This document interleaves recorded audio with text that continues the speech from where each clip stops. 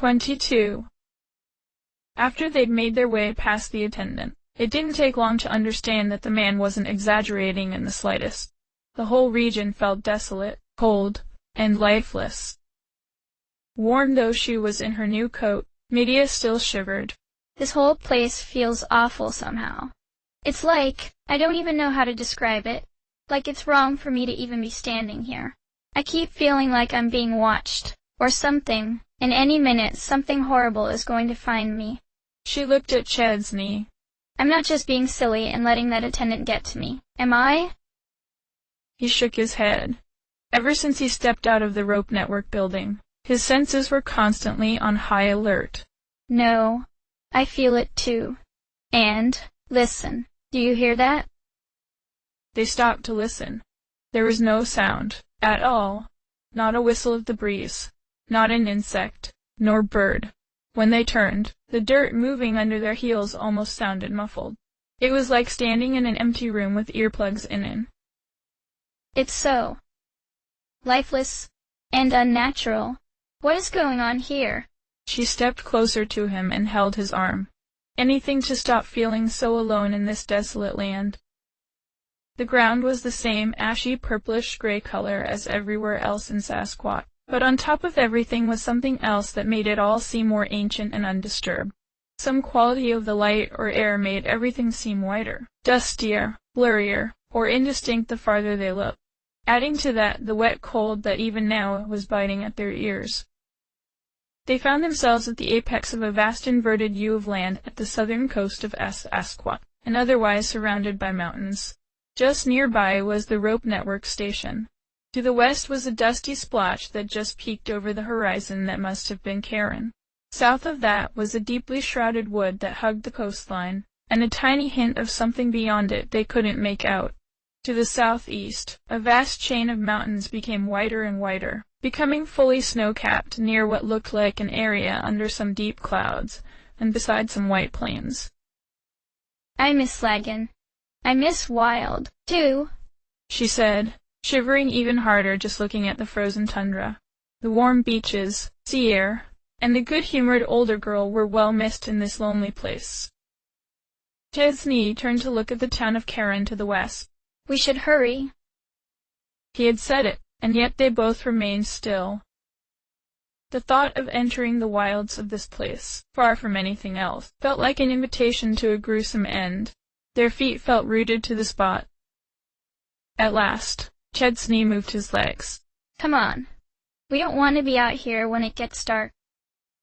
Wordlessly, she nodded, and continued beside him, holding on tight to his arm. Who would willingly come here? Why is there even a rope network here? She asked, her voice verging on weak. He kept his head on a swivel, nerves on edge still. It's unbelievable. This place feels so off. Did it maybe just recently get like this? I don't know for sure, but it feels like ancient. Ugh, that's not even right. What's the word I'm looking for? She spent many moments warily looking over the indistinct landscape, contemplating the growing unease in her soul. That's it. I feel like, I don't know, this place hates us. At her mention of that, Chesney snapped his head around. It felt like something was boring a hole into the back of his head with their eyes. You're right. I didn't really get it until you said it, but yeah, it feels like it did under Jerain. Do you remember? The temple? She nodded. Of Raya? Yes. I didn't feel quite as awful as you did, but now that you said it, it's unmistakably the same. The cold, the sound, the muted colors, that feeling of despair. Moving through the landscape, it was like pushing through air that felt twice as thick. Each movement was so much more tiring. It was so welcoming a thought to just stop and lay down. Medea put on something like a hopeful smile, but it looked more like a pleading one.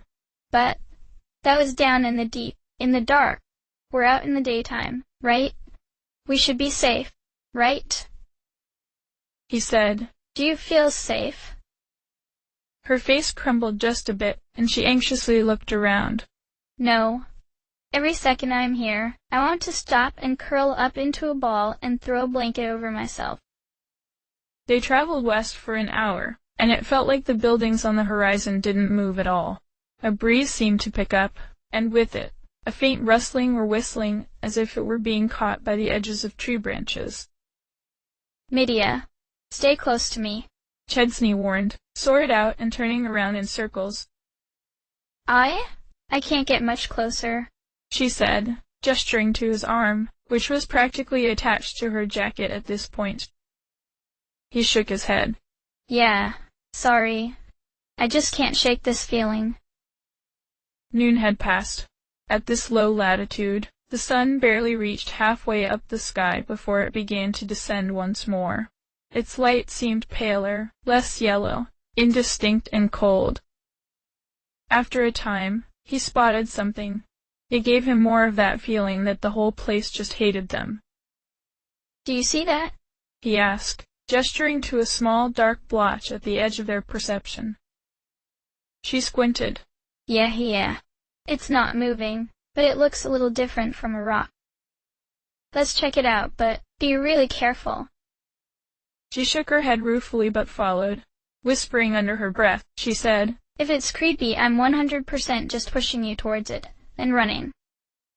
It sounded like a joke, but he couldn't be completely sure, either. As they approached closer and closer, the pressure in the air grew more intense. The muted sounds of their passage somehow seemed even quieter, and yet the whistling increased in intensity and felt like it would crash down upon them at any moment. Now close enough to see it properly, they could finally make out what it was. Sticking out of the dirt, almost entirely buried, was a piece of armor, the breastplate of some incredibly antiquated set. It was covered in dust, and looked blackened somehow, like it had perhaps been in a fire. The details of the make of the armor were impossible to make out. There was no skeleton, just armor. The whistling seemed to come from the breeze passing through the hollow thing and whipping through the small holes that dotted its surface. Medea laughed in a small way, giddy with relief but not quite getting to the full emotion. Ha, it was just the wind. I can't believe we got worked up over something like this. Right, Chesney? But he wasn't paying attention. Something felt wrong to him. He kept listening to the whistling, but it didn't sound like whistling anymore. Everything in his body was boiling and screaming at him to fight. But fight what? We should keep moving, he said, still looking around cautiously. They stepped around the buried thing, and kept on towards Karen, still seeming no closer. The whistling yet not sound was joined by another sound, this one somewhat less distinct, rumbling and crackling, like or breaking or burning wood, coming from nowhere in particular. A dozen paces away, there was another buried set of armor. Was this an ancient battlefield? Medea wondered aloud. He looked out across the flat, cold plains, and when he blinked, the scene changed. He was alone, the sky was red, and the ground was dark. Fire was everywhere, and indistinct forms cried out and fell. In another blink, the scene was gone. He gasped in shock. Did you see that? She looked at him, concerned. No. What did you see? He shook his head.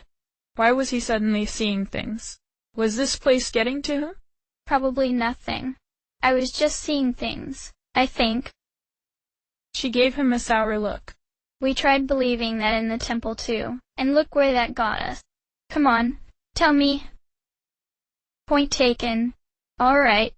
I saw for just a moment that the scenery was changed.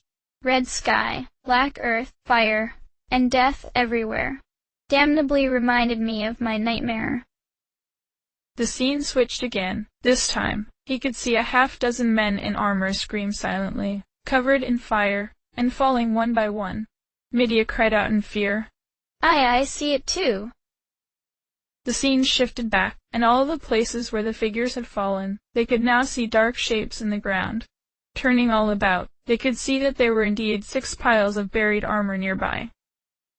There was a forest here, I think, Medea said, also turning around. I could just make out the shapes. It was like, I don't know, the whole world seemed on fire? But why are we seeing this now? There. Another flash, and the scene changed back once more to the blasted, fire-scorched battlefield.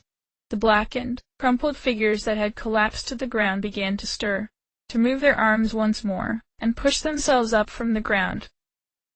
To their horror, when the nightmare vision faded once more, the piles of armor still stirred.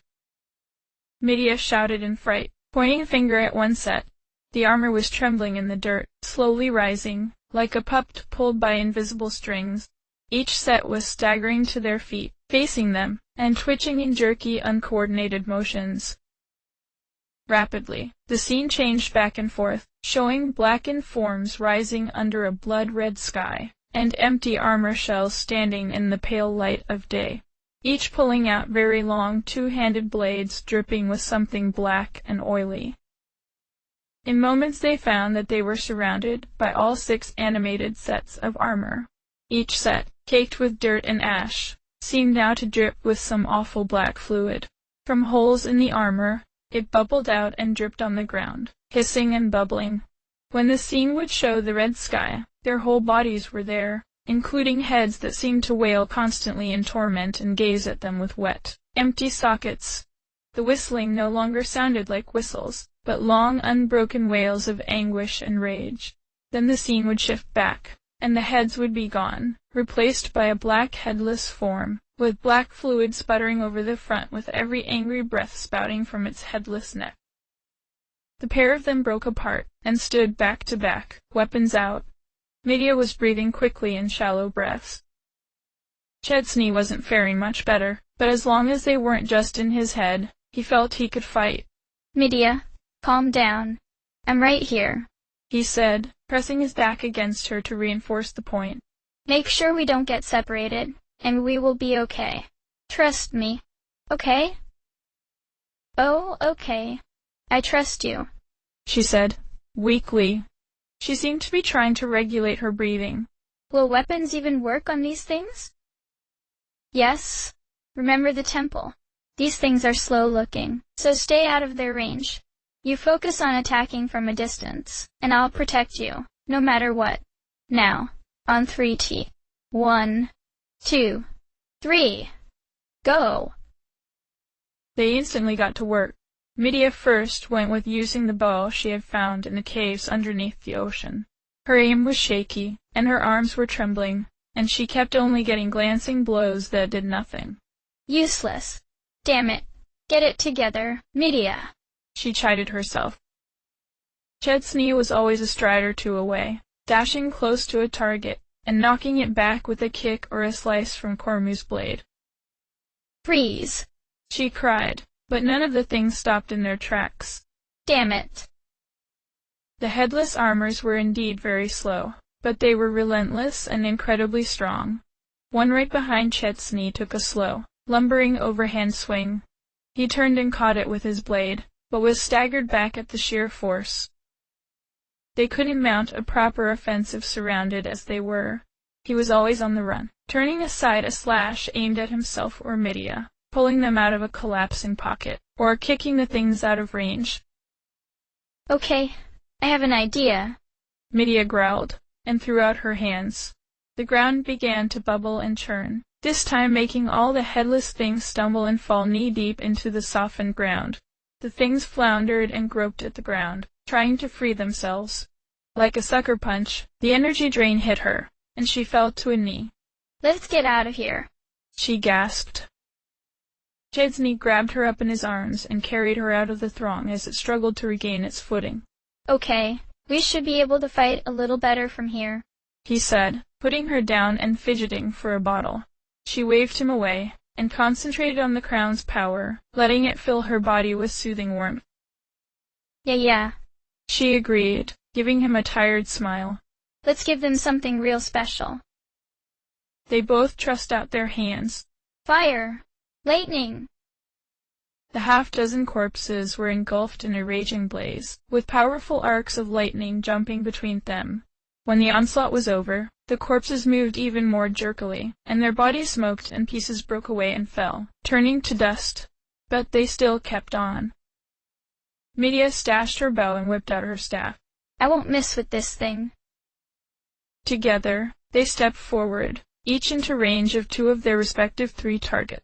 One of the great hulking things anticipated her approach and gave a brutal 2-handed horizontal swing to her midsection. She caught it with her staff, though she wasn't strong enough to completely stop the blow, and part of it still cut into her side. The black ooze on the blade burned as it coated her wound, and she growled through gritted teeth at the pain. She brought forth her staff to knock aside the other blow that came from above, then used the momentum to break the gloved hand that held the sword that had struck first, knocking its sword to the ground. Chesney had a much easier time with his opponents now. The 2 thrust their swords at his midsection, but the power of the armor pushed them aside for the most part. It still hurt terribly, but he was only bruised rather than skewered. With one great blow, he brought Cormu's weapon to bear and sheared through the one on the left from top left to bottom right. The armor lost all life and collapsed into a smoking heap before turning to dust and disintegrating. Medea worked at the rest of hers by being fast and increasing her strength. Making use of her small stature, she would duck between the creatures, lashing out with her staff, a trip here, and block there, and a vicious smash where she could manage to get a clean hit in it. Chesney took the brute force approach, cutting them down bit by slashing off limbs and destroying their swords. That's when Medea had an idea. I've been fighting like a fool. He thought to herself, and backed away from the group that she was fighting. Chesney, back up. Embrace yourself. Immediately he followed her instruction, extricated himself from his battle, and ran to her side. When he was out of harm's way, she opened her bomb bottle and tossed 1 pill-sized explosive into the group-depth throng. An instant later, an explosion blasted all the remaining headless things. Swords, armor, and streams of black hissing fluid were blown apart in all directions. Some of it landed on them, giving them painful burns, but the damage was minimal. When at last all the enemies had been felled, and they lay in heaps slowly turning to dust, the sky faded from red, and the screeching and roaring and crackling sounds all turned back to silence once more. The pale light of day looked no more welcoming than it had before, but that feeling of impending doom had passed for the time being. Painting heavily, Medea said, That sword of yours, haha, is so not fair. Next time we get some kind of super weapon, I get to use it. I mean, there's, gahaha, got to be something like that from Sophie. Or even Gabnin. I'm not picky. After getting his breath back, Chesney started to clean off his blade and sheathed it. You bet. Next super weapon. All yours. The remainder of the journey to Karen was just as fraught with danger as their initial encounter. The cold, inhospitable climate of the region made for rugged, dangerous animals. Assaults by packs of creatures that looked like microrats, giant pale ellipsaurs, and even cousins of the cursed salamanders under Hagudo, called this country home. Medea remarked that she couldn't fathom how they had even made the journey to such a place, let alone adapted to such a complete opposite climate. All of the creatures here were vicious and territorial, and once spotted, there was no escaping a conflict. Aside from the disturbingly pale creatures, there were more headless armors laying about all over the place, on those rare occasions where they could see them and hear the horrid whistling ahead of time. It felt like any sudden movement or sound would set them off, and so they would creep by as quietly as they could, enduring the oppressive feelings of loathing and despair that seemed to cling to such places. Just being the pair of them, they had no choice but to use all their strength to fight off their foes and watch each other's backs. When at last they staggered through the gates of Karen, exhausted and almost out of their best supplies, the sun was almost touching the tips of the western mountains. The landscape was bathed in a dark, orange-red light that reminded them too closely of the horrible nightmare world that the headless things seemed to pour forth from on. The town itself felt deserted, yet there were people here and there. The people here looked just as pale, faded, and indistinct as the sun had felt. It felt exactly like a place you'd only visit if you planned to die there. like a town in the final stages of a great sickness. They each wondered to themselves what kind of rest they could find in such a place as this. As they passed through the gate, there was a man huddled against it. He was old and frail, and his rheumy eyes stared listlessly at nothing, mumbling something, over and over, like a chant, his voice like that of tearing paper. Darkness and light. Death and life. Darkness and light. Death and life. The pair of them looked at each other in bewilderment. What was there to do with such a person? They started to stagger further into the town, when the chanting stopped. Weakly, the man called to them, "Welcome to Karen, capital of death." They backed away, and then man returned to his mumblings, senseless and delirious as before. The air of the town was dark, misty, indistinct, and filled again with that sense of loathing and pain that the worst parts of the region seemed to teem with it. The town itself felt all at once too empty, and too close. Every house was either rubble, or close to it. Cracked walls, rising from the ground like broken teeth, clung to open doorways. The homes that still had doors, they waved back and forth in the breeze, smacking shut loudly, only to slowly creep open again. This wasn't a town. This was ancient ruins. You ever get the feeling that you've made like a lot of mistakes in a row, and only just figure it out when it's way too late to turn back? Chesney asked, looking about the town doubtfully. Yeah, I'd rather be back in Barsis than be here, Midir replied, clinging to his arm as much for comfort as for support. Her limbs ached, and she was so tired. Is there even anyone here to show that letter to? There has to be. Grunt and Wind wouldn't have set us on this path if there wasn't. He eyed the quickly dwindling light with dread. But we should hurry. They walked between hollow shells that used to be homes, looking for anyone to talk to. But there was no one. Where had the other people they had seen gone?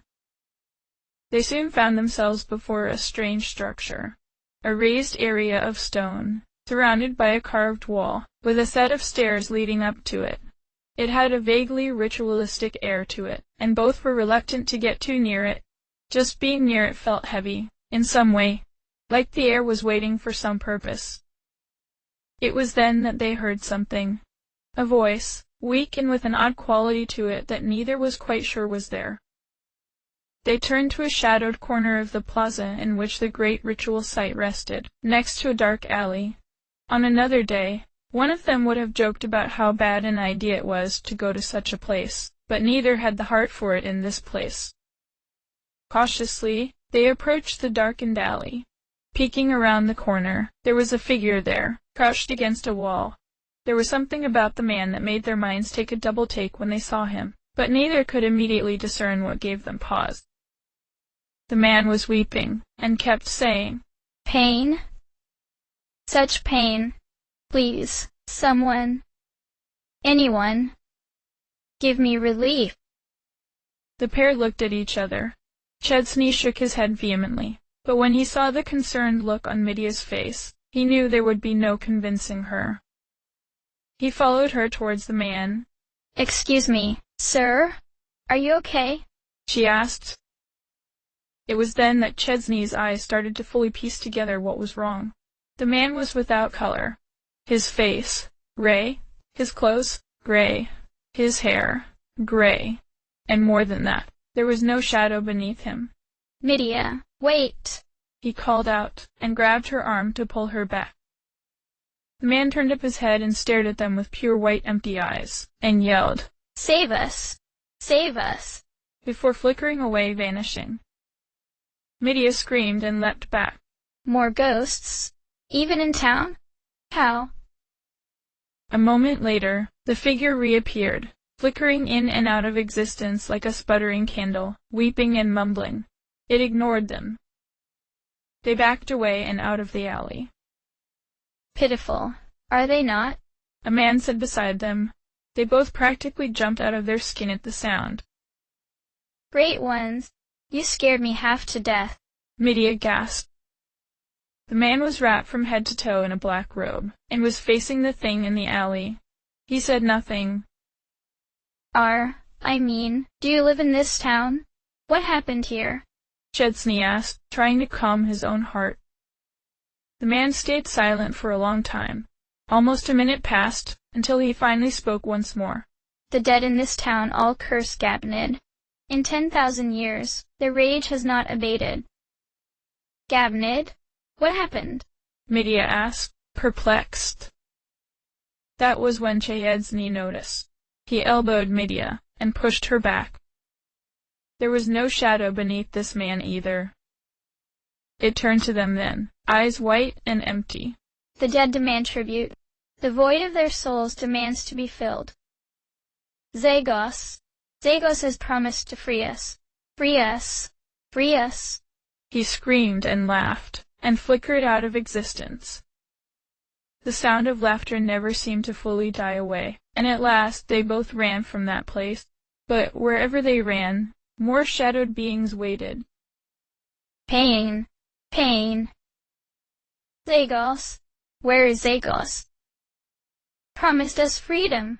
He promised. The things were always without any color, and often wrapped in a strange light that never illuminated anything among their surroundings. Then, in and out of reality, they would flicker, moaning or wailing or screaming or shouting. What do we do? Where do we go? Medea cried, looking everywhere around her and seeing things that were not there. I don't know. I don't know. Chesney replied. They ran around a corner, looking every which way except straight ahead. In their terror, "Ooh!" a woman's voice cried out, as they bashed into someone, and all fell to the ground in a heap. Still terrified, Medea squealed and rolled onto her back to crawl away. Let's stay away. To both their shock, a familiar-looking Fiorilla woman with a pink forehead plate sat up and rubbed her head. Well now, you two sure pack a punch, don't you? It took a moment for her to find her voice, but at last Medea said, Joyce? Is that you? Chuckling, she said, Last time I checked. Chesney sat up after untangling himself from the older woman. What on Linus are you doing in this place? Did you come here looking for us? There was no way this encounter could be a coincidence. How did you even get here, come to think of it? Joyce helped them both to their feet and dusted them off. Well, yes and no. Tell you what, let's go back to the inn, and I'll fill you in. She looked at the now almost fully set sun and shivered. This is no place for a chat. Medea, who had revived a portion of her energy from seeing a friendly face, was incredulous. This blasted place has an inn. And a tavern. Come on, we're close. She led them to a building that was in much better repair, though still not that great. It had an air of life to it that stood out starkly in comparison to the remainder of the decaying ruins of Charon. Leading them to the inn's main dining area, they found the room sparse and utilitarian. Paying their way at the entrance, they found the owner to be a huge man, Fiorilla by the looks of it, who hardly looked like the kind of person to be running such a place, and cooking and cleaning. But there was no other staff. The only other inhabitants seemed to be of a race that neither Chesney nor Medea had ever seen before. Chesney guessed he was a Rakgorn. Nasquat had a race of hardly, mostly underground people, the Godum. Sasquatch had their own similar race, called the Rakgorn. This one was bulky, mostly purple, and of forward slanted stature. The hard carapace shell of its head joined up with its snout, and a pair of green horns spiraled off on either side of the head.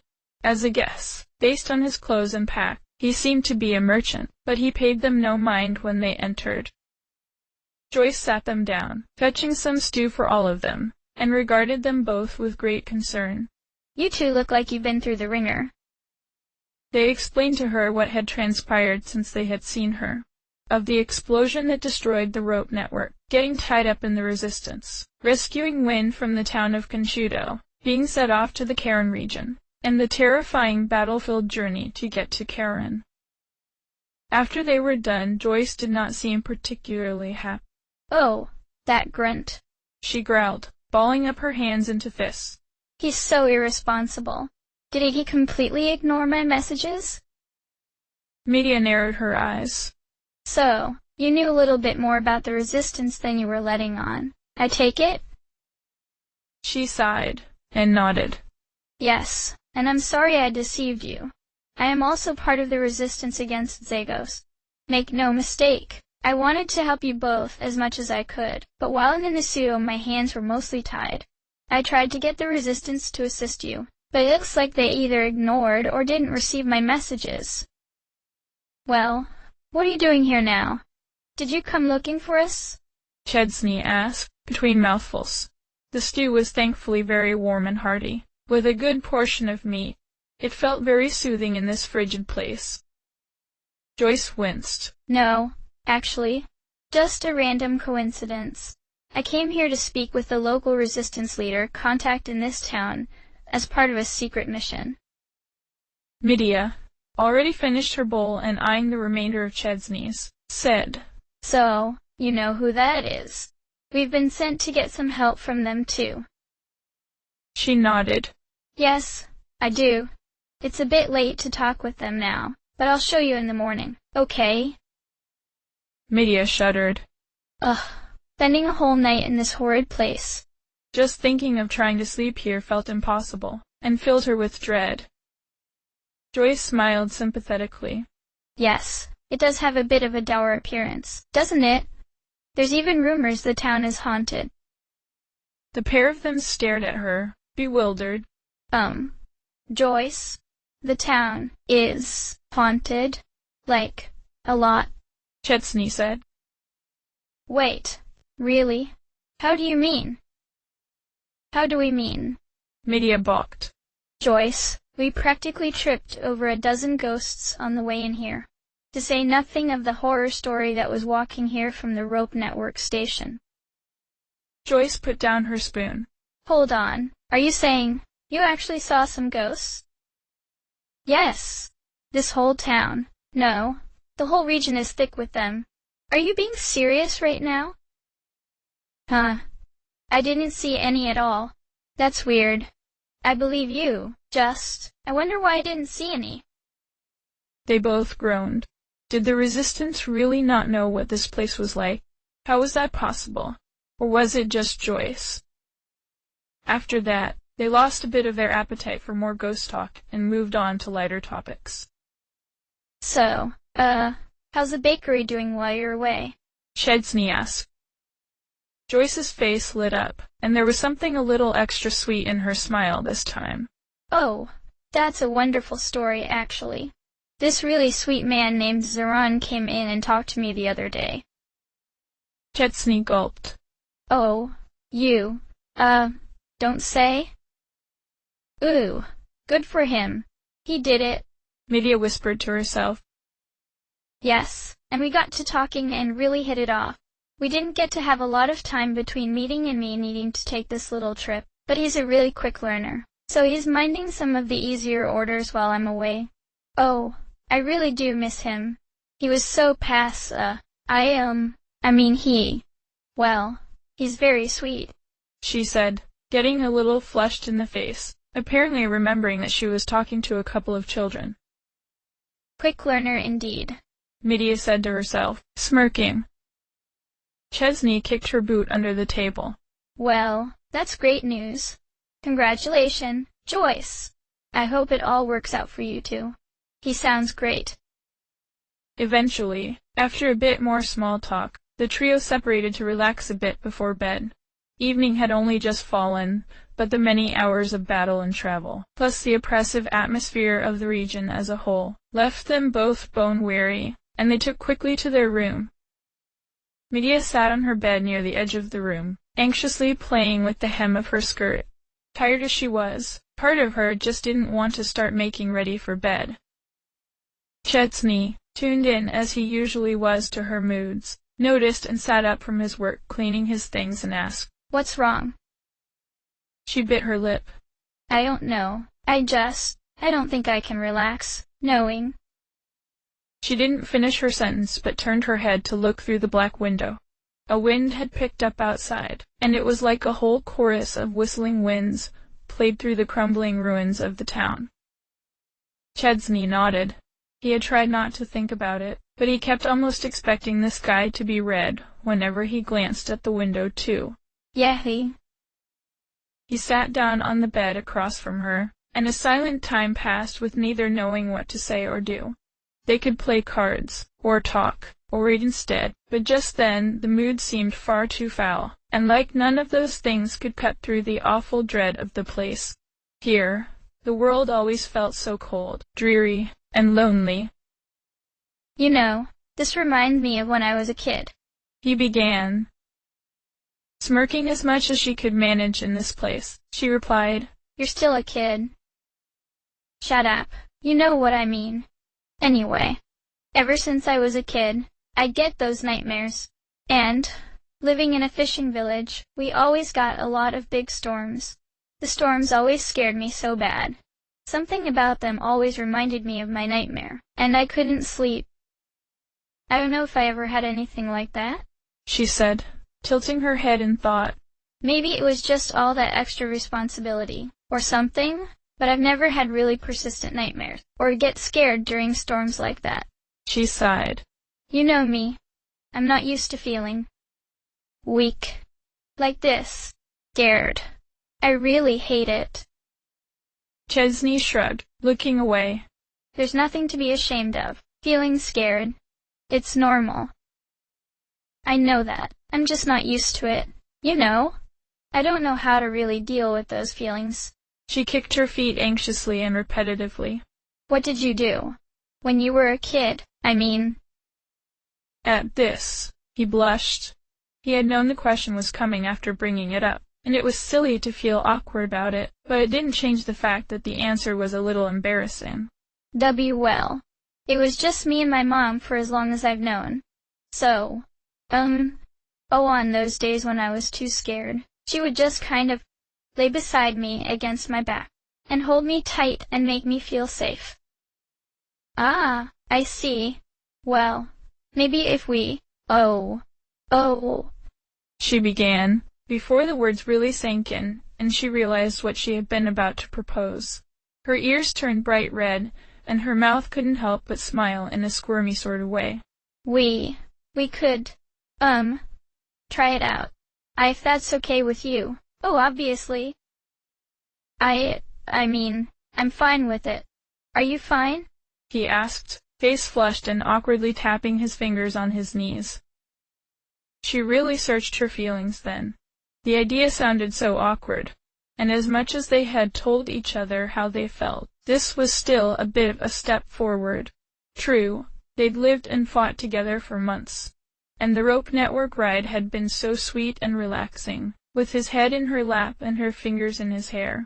In just that moment, so much fear and dread and anxiety melted away just from remembering that memory. As much as it pained her to admit it, she really needed that feeling of safety just then. She smiled, shyly and warmly. Of course it's fine. She moved over and patted the bed beside her. Will you please help me? Oh, okay. Why don't we both get ready? Then you lay down and let me tuck you in first. They each went off separately to wash their faces and get into their pajamas and brush their teeth. When they rejoined, he helped Medea get into bed, and pulled the covers over her, then lay on top of the blanket, at her back. He reached an arm around her and asked, Is this okay? You're not too hot? At first she felt a bit tense, but when he reached his arm around her, it was like she could finally forget where she was, and the tension left her body completely. Yes, it's nice. I'm comfy, thank you. Are you okay? Are you going to be okay outside the covers? Truthfully, it took him a bit of moving around to get into a spot where her long hair wasn't tickling his nose, and free his pinned arm a bit. Oh, yeah, I'm fine. I tend to get kinda hot, so this is nice. The whistling winds and dark horrors of the outside finally seemed a world away. It didn't take long for Medea's breathing to turn very slow and even. In all honesty, Chesney needed to have the comfort almost as much as Medea did. The ghosts, in combination with the resurfacing of the feelings of his nightmares, had shaken him deeply over the trying day.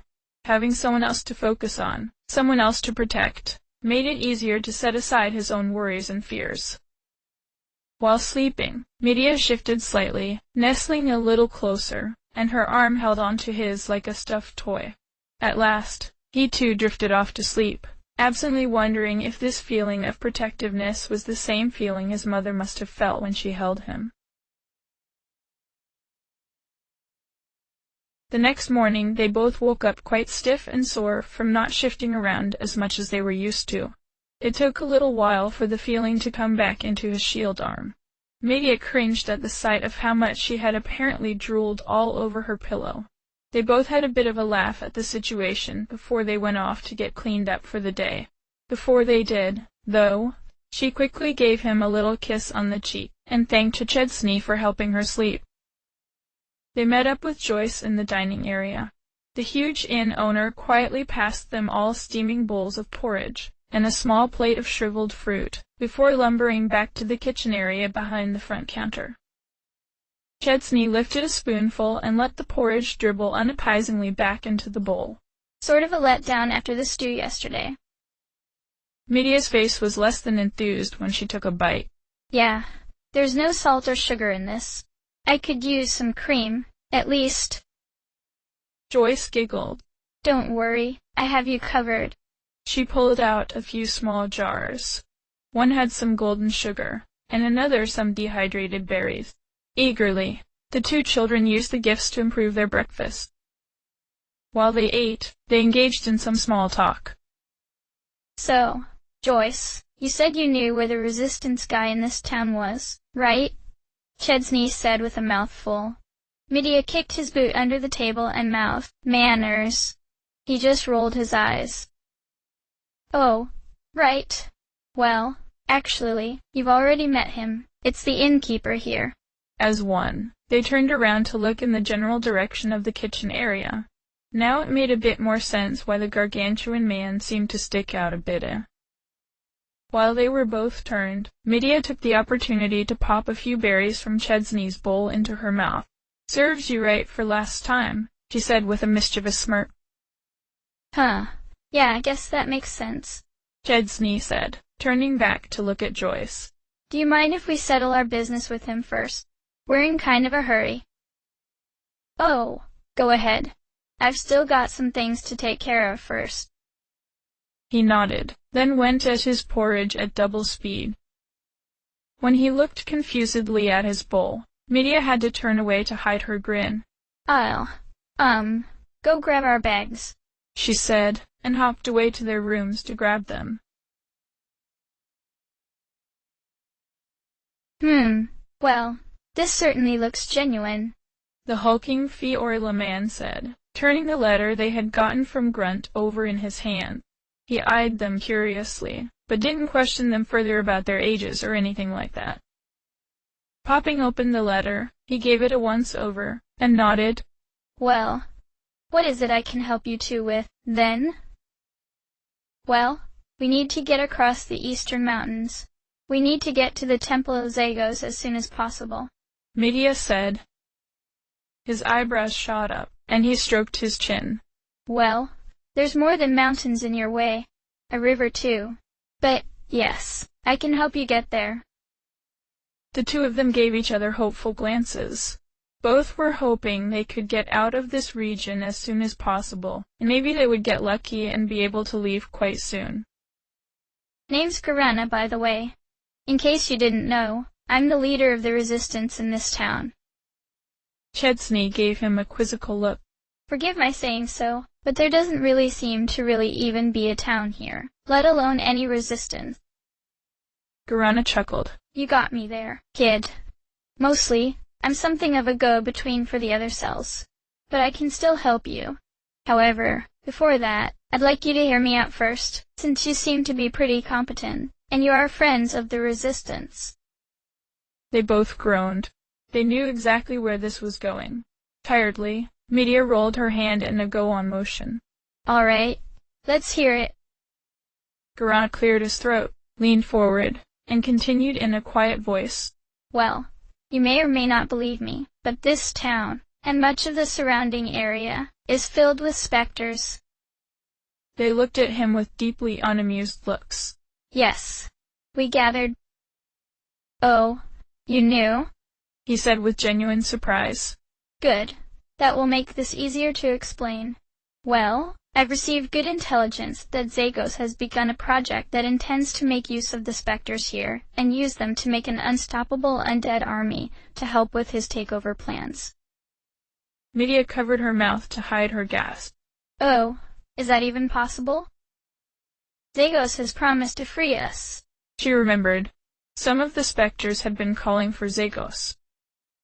With Zagos, she knew, almost anything was possible. Garana nodded. Yes, actually, when I found that out, I researched a way to deal with them, and I found a way.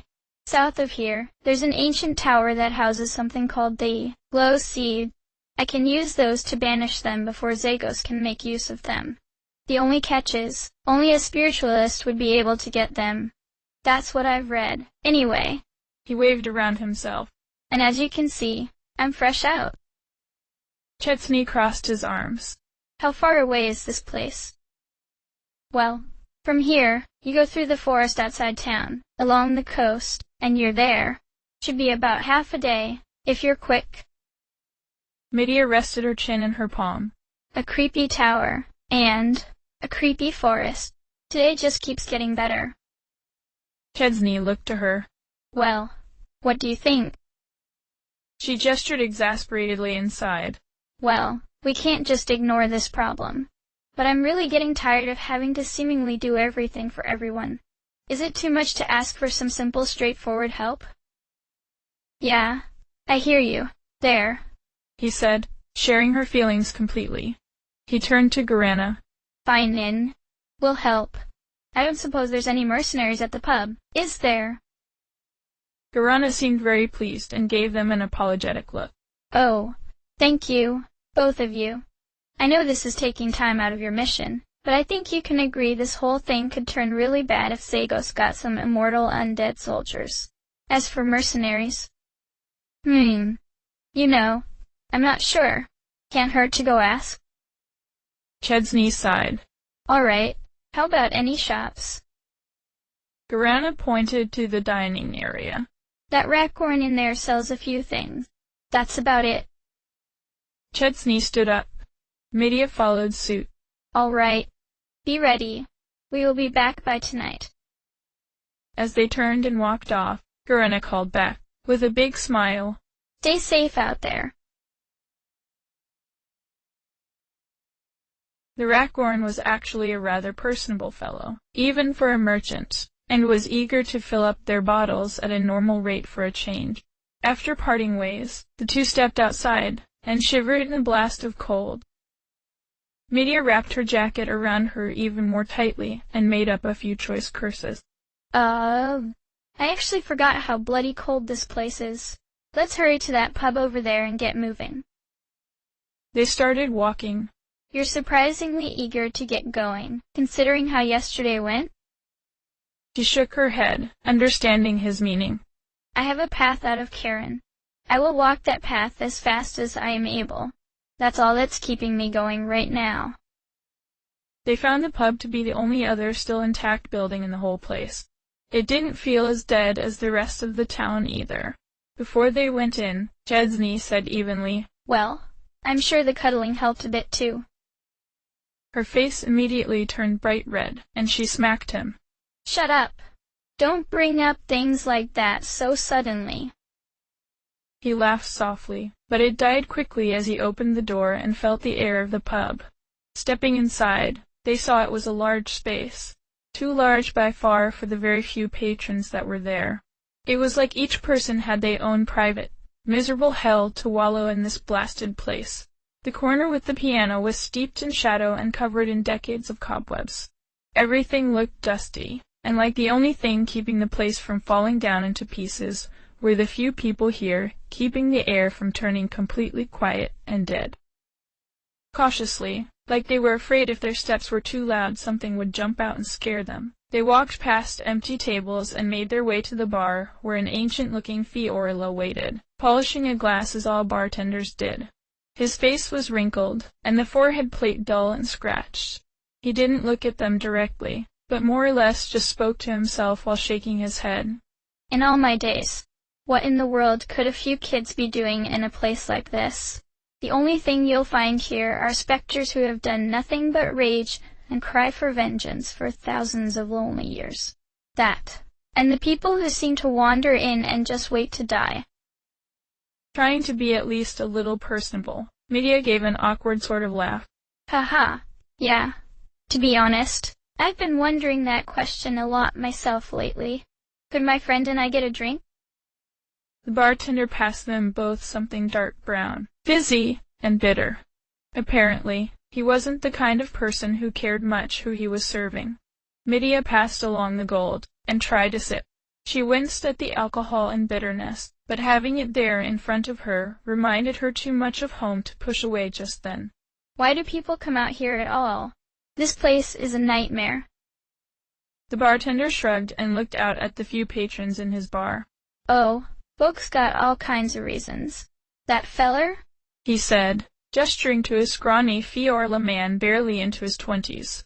Came from Masuto. Wanted to join the resistance but chickened out at the last minute. Now he's too afraid to go home and look like a coward. That feller there. He gestured to another one. Merchant who thought he could make a quick buck raiding graves. Nobody wanted his haunted crap, and now he's got nothing. Chesney took a sip as well. The smell of the drink was almost identical to that of the bar all the local fishermen had drank at each night. He smiled idly at a memory of when he had snuck in one night and nicked a half-empty mug. He barely finished it, and got quite the scolding from his mother when he came home smelling of liquor. He took a sip. His throat burned, but he tried not to cough. While he nursed his drink, he noticed a darkened shape in the corner, hidden in the shadows near the old piano. What about that guy? The bartender squinted. What in the world you talking about, kid? Your eye's playing tricks. Wha? But? He looked again, and there was definitely a person there. Medea? Do you see him? She glanced over and nodded. That's when a rat-gorn man sitting a few stools away chuckled, and said, Ah, we got ourselves a couple of spiritualists, eh? Confused as to how he reached that conclusion, Medea leaned over. Yes, how did you know? The rat-gorn gestured vaguely at the form in the corner. Well, that's why you could see him. Old Bean over there. Him, and all the other specters thereabouts. Only spiritualists can see him, eh? You're telling me there's a ghost right here in the tavern? Medea said, hissing a stage whisper. The rat-gorn laughed. Oh, aye, there is. But it's just Old Bean. All the rest of these specters are all crying about vengeance and all that, but Bean's a bit different. We've even had a conversation or two. The pair looked at each other incredulously. It's true that some of the specters in town had spoken to them, but it almost seemed like it was a strange form of repetition rather than an actual dialogue. So, like, what are they all vengeful about? Chesney asked. Oh, you don't know? Hang out and hear 'em moan enough. You'll get the picture. But they all say that 10,000 years back, Gabnid killed everyone here. That feeling of vengeance at their unjust deaths at his hands has kept them spirits burning for all those long years. Medea rubbed her chin and thought.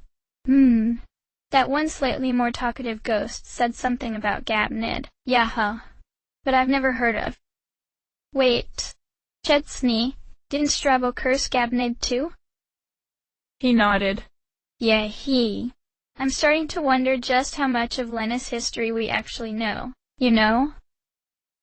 Like, it kind of feels like whatever happened back then hasn't stopped happening. Chesney groaned. Please, don't actually say it. I want to at least pretend things are a lot simpler. The rat-gorn laughed. Oh, you two are too funny. Yeah, this whole town is plumb full of secrets.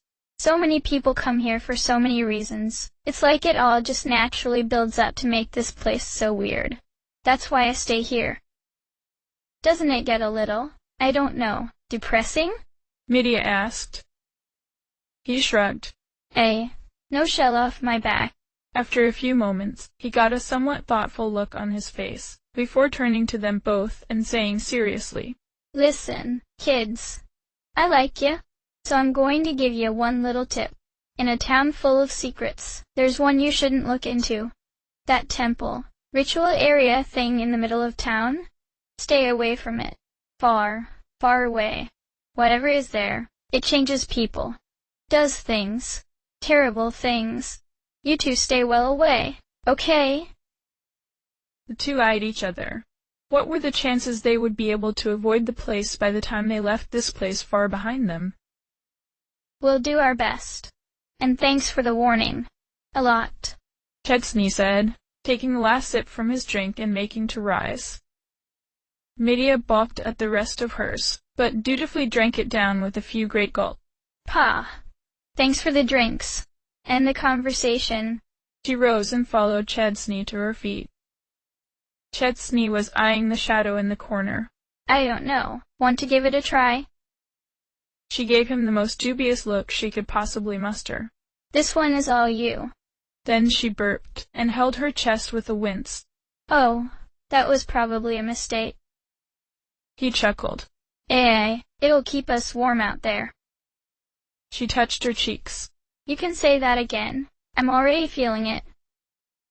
Quickly, so he did not lose his nerve, Chesney walked to the corner shrouded in darkness and cobwebs. The figure there became more distinct in barely perceptible stages. A shadowy outline slowly gave way to pale features, seemingly lit by a light from nowhere, and then to a somewhat more lifelike depiction, only in grayscale. As they got very close, though, they could make out the barest hints of actual color to his tone. The man was a very ancient-looking Fiorella man, in very ancient-looking armor. He looked like he had been a soldier. For how old and wrinkled his face was, he was well into his 70s, if not later. Most worrying, though, was that his armor was spotted with vivid red blood, in contrast to the rest of his muted tones. Hello, Chesney said, not really sure what else to say. Like a switch had been flipped, the impassively gazing man suddenly seemed to notice them, and turned his wide eyes in their direction. His eyes had the slightest hint of life to them. When he spoke, it was like his voice was carried to them from far away, and almost like the echo of his voice arrived before his actual words did. Well, what a surprise. 2 people from Nasquat, and children no less? Very curious indeed. Medea's shoulders involuntarily bunched up a bit, and she cowered under her hood even more so. You could tell. The spectre looked at them like a statue. Yes, it is easy for me, now that I am like this. My name is Bean. I'm a wandering warrior spectre. What is it that you are doing here, so far from home? Any time the spectre moved, it was like the rest of him was very disquietingly still. It was like talking to a statue that had learned to act alive, but still could not do it well. Well, that's a long story, but we are here to stop Zagos. The being, nodded. That is well. The other specters, in their madness, have fallen under this Zagos' influence. I do not believe the words of that man. Medea said, from well behind Chesney. We are also journeying to the tower south of here to obtain the glow seeds. Do you know anything about them or the tower? Yes. It is a place of death and many specters who have fallen completely to madness. It is no place for the living. You are going there. It wasn't phrased as a question. Then, I will join you. Medea gasped in shock, only to cough uncontrollably for a moment. You want to. Come with us. I am a warrior. All my battles are gone. I wish to fight. When I lived, none were my equal in sword fighting. I longed to find an opponent who could defeat me. But when the great death came from the sky, I was robbed of my chance. And so, I wander, searching for worthy opponents. I will come. The spectre unsheathed his sword, and it was the most beautiful thing Chesney had ever seen. The sword was very long, with a curiously ornate handle and pommel which guarded the hand. It almost seemed too large for the warrior, but of all the parts of him that moved, The parts that touched the blade moved the most smoothly and were the most colorful. The blade itself was a polished gleam, almost as bright and white as Cormu's sword. Not a single nick or scratch marred its surface. Chesney was really not sure what to do in this situation. It was true they could use the help, and a guide, but this thing was a specter. Who knows its true intentions, or even if it did intend them no harm, if they were even safe with it. Well, Bean, don't take this the wrong way, but we've crossed blades with dozens of angry specters out there already. How do we know you suddenly won't go a little crazy and try to kill us? The sword was sheathed again, and Bean went back to speaking in the cold, monotonous tone he always spoke in. I have not given in to rage as the others. I hold no malice towards the living in my heart. All I wish is to test my skills. But the decision is yours. If you have need of a blade, I offer mine. He turned to look at Medea to gauge her thoughts, only to jump slightly in shock at the wide-eyed and pursed lips look she was giving him. In a rapid-fire stage whisper she said, Chesney, I know, I said I'd follow you anywhere. But if you make me travel with a ghost in a whole country of ghosts, I will never sleep again, and I will die and haunt you forever. He put up his hands placatingly. Well, hold on there, Medea. Instead, maybe think about how cool and unique it would be to fight alongside a specter. I bet nobody else in the whole world has done something like this. She opened her mouth to eviscerate his argument, but then her eyebrows fell, and she held her chin in thought. I guess if you put it that way, it is kinda neat. Exactly. Also, we could really use the help. I think, no matter how strong we are, it's still just the two of us out there. Her face twisted. Also true. Her face did seem to tell that he was winning her over, but it still seemed pained. Sheepishly, he added, Plus, I kinda want to see how an expert sword fighter fights, and maybe learn some ancient techniques, you know? She stared at him steadily, searching his face. He did his best to endure it. At last, she relented with a cavernously deep sigh, and said, Okay, I'll try this. But you seriously, owe me one for this, Chesney. She then turned to Bean, gave him a very awkward smile, and extended her hand. Well, hello, Bean. I'm Medea. It's nice to meet you. With his same oddly clockwork-like movement, he looked down at her hand, then moved his hand to hers. She was expecting it to feel like nothing, or like a gust of air, or be cold like ice. But his hand simple felt a little cold, and very old. Well met, young miss. I will protect you. His hand then moved towards Chesney, who took it equally awkwardly. Chesney, yes? Let us make haste. The days are short. Having Bean on their side was a blessing, as well as a curse. The spectre was easily able to navigate them away from places of death, where headless dead waited for the living. On the other hand, his constant presence, however benign, was still deeply affecting to be around. The being was always completely silent, even in movement, so they would often notice him in the corners of their eyes and be surprised. It made for a tense journey that always kept them on edge. Eventually, the woods southeast of town loomed before them, and the tower by the coast lay somewhere far beyond that. Like everything else in this cursed land, the woods were pale and washed out like sun-bleached paint. Fog rolled thickly between the thin trees. Bean? Chesney asked. Was the Karen region always like this? The apparition seemed to slowly gain more focus, and then turned to him. He answered in that same calm monotone, like he could only speak like he was half awake. Like a haunted graveyard? No. It's not easy to remember much of the past. It has always been a cold, inhospitable place, but the people who lived here were hardy folk, as I remember. Medea added. Stubborn, I'm guessing, to cling to life here. As you say. Well, that explains them all clinging to Undeath like this. Stubborn in life, stubborn in death. As you say. Within the woods, the quality of the sound was muffled so greatly that it made their time in the plains seem deafening. Their movements felt even more encumbered, like their whole bodies were wrapped in a great blanket.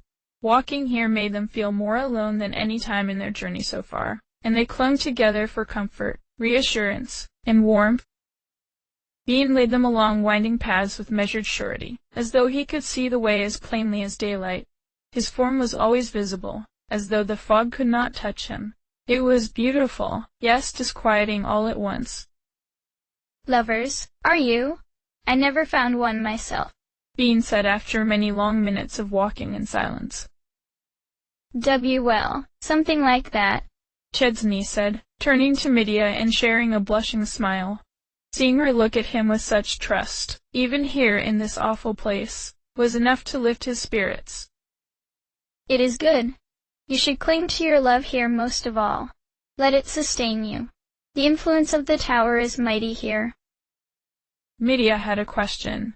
What even is this tower? What was it made for? And what is it like? Why was it made? I find the details too hard to recall. I feel as though it had been there long before I knew of it.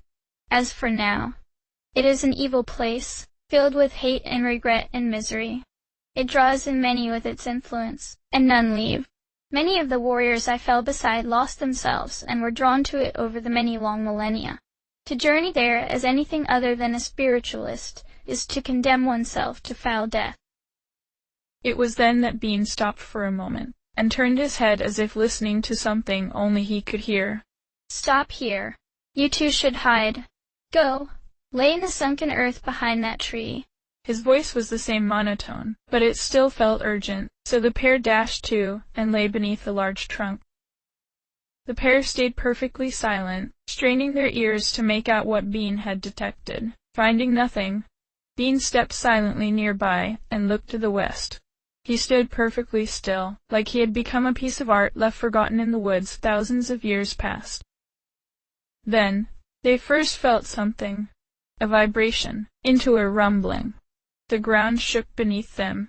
They intertwined their fingers together in reassurance, and tried to see through the fog to the west.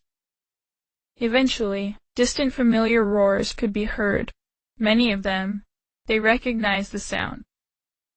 With wide eyes, they looked at each other and mouthed, "Terror Rexes?" Was there a family, or a whole pack headed this way? It was loud, and getting louder. One dashed through the trees right in front of them, not seeing them or paying them any mind. Another ran past the tree behind them. Another, too, slightly smaller, thundered through the foliage somewhat farther away. At last, one lone Terror Rex lumbered, gasping, out of the fog. It was slower than all the others and seemed very worn out. It stopped in front of the tree they huddled behind, looking this way and that, and sniffing, puffing. Then, more great, terribly powerful stomping approached. The creature started to limp away, but with a great yelp, it seemed to be picked up and snatched away. It roared and screeched, but a great crunch sound cut the cry short, and then the thunderous stomps grew quieter as whatever it was left, the area. Medea was shivering, mouthing obscenities. Chesney was pale and drenched in a cold sweat. What creature could possibly pick up and eat a Terror Rex, like a chew toy? When silence reigned again, Bean muttered, How odd to see one so far from the eastern snowfield. One what? What in all of Lennis was that thing? She asked, while standing and looking around in newfound terror. He shook his head. I know not their name. They are the largest creatures I have ever seen. Enormous thundering lizard, bright red, and capable of crushing a Terror Rex in its jaws. They even breathe fire. Should you hear it approach on your travels, I suggest you hide. This whole continent is nothing but a death trap. Chesney muttered, trying to calm his hammering heart. As confident as he was taking down Terror Rexes, he was less enthused to try his luck against a super predator like that one, especially with only the three of them. Now with even more wariness, the pair followed Bean through the foggy woods' twisting paths. The air felt charged somehow, like a storm was brewing out of sight above the trees, or there was some great malevolent force stalking them as they made their way. The farther south they went, the more thick the air became. Once they finally glimpsed an end to the trees, they half expected the southern peninsula where the tower stood to be cast in dark shadows and thundering storm clouds. Yet, what lay before them was somehow even more ominous. The land between the forest and tower was otherworldly. The sun, pale and thin feeling, as it had been all the rest of their time in the Karen region, was now surrounded by pale rings as though the atmosphere was full of ice crystals. The incredibly flat terrain was bleached absolutely bone-white. There was no color, no life, not a single calling bird, or a chirping bug. Even the wind here was dead. No waves lapped upon the barely visible shore. All was pale, and silent, and death. And above it all loomed a black tower, just hugging the southernmost tip of the peninsula.